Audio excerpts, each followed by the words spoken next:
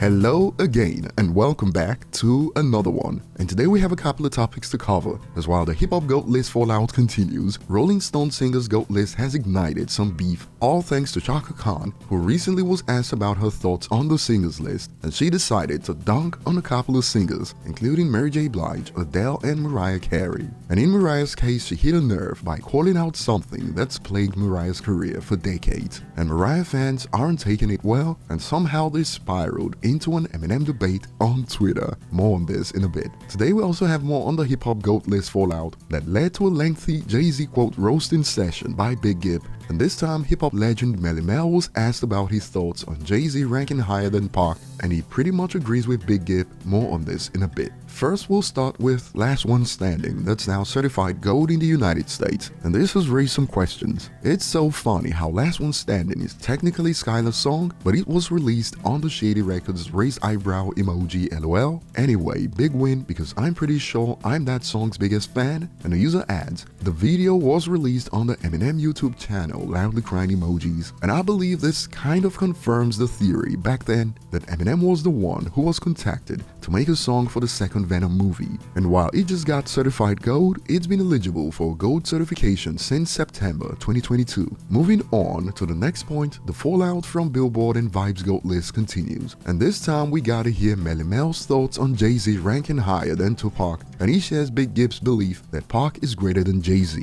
And on the Art of Dialogue, he stated, the greatness is in how he changed the game, Tupac, but as far as rap goes, he's not a better rapper than Jay-Z, he's not a better rapper than Biggie, but his imprint on the game. And that's what I said, my original concept of greatness is you have to change the game. If you did them songs and if nothing changed, if everything stayed the same, you did good songs, that's not great because greatness changed. Alexander the Great, he conquered most of the known world. You know, Genghis Khan, that's great, he conquered most of the known world, he changed the culture. And he adds, what Tupac did had more to do with changing the culture than what Jay-Z or Biggie did. So essentially, he believes that Jay and Big are better at the art of rapping, but when it comes to overall impact, Tupac is greater than both of them. And in response to Mel, some are peddling Big Gip's talking points. The only reason folks talk about Jay is Beyonce and the money he made. Always bring up what kind of businessman he is. However, the man sold out totally, it's no secret. And more, only reason they are having this discussion is because Jay-Z has more money than anybody else. If it wasn't for money, they would not be discussing this. He's a good rapper, but not the best by far. I don't even consider him the best rapper out of New York. But what are your thoughts, as some believe Jay-Z is somewhere right now wondering, why? What'd I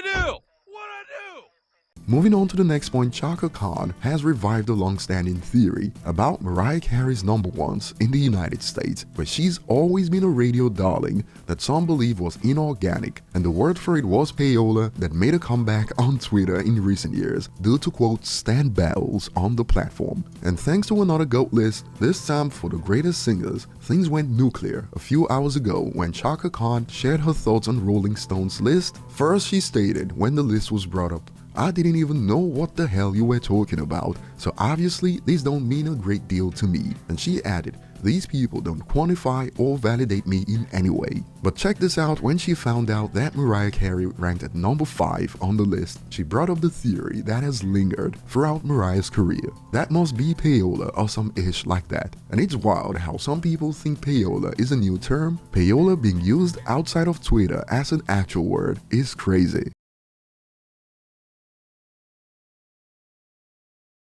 And when Adele was brought up, she pretty much stated, okay, I quit. But she had it up to here when she discovered that Mary J. Blige ranked higher than her. They are blind as a MFing bat. They need hearing aids. These must be the children of Helen Keller. And back to Mariah, her fans are throwing hands at the moment. Check this out. I know this drunk grandma isn't talking right now, and when a user pointed out, calling someone a drunk grandma in defense of Mariah the old alcoholic, the jokes write themselves, and here it comes. Of course the whack clown with the Eminem header is talking. Doesn't he have a rehab stint to go to? And this quickly devolved into another round of Mariah Carey versus Eminem. It got pretty intense, including a lot of ist/ism takes, and some fans are calling them out. Eminem has been clean for over over 14 years, so right now all you're doing is making a fool of yourself. But if you want to worry about someone's addictions, worry about Mariah. We all remember what happened with this TV Christmas performance, but they are relentless. Sober since 2008, yet is wrinkled up at only 50 years old, Mariah can't relate.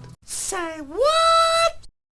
But seriously, some are asking the right questions. It's not Christmas yet, why are you showing yourself? But what are your thoughts on Chaka Khan bringing up Payola? As soon as Mariah Carey was mentioned, she didn't say that about anyone else, which is quite interesting to say the least. Mariah's got 19 number ones in the United States, but somehow has to rely on just one Christmas song annually? Hold up. Wait a minute. Something ain't right. Share your thoughts below. Thanks for watching, like and subscribe for more, and see you on the next one.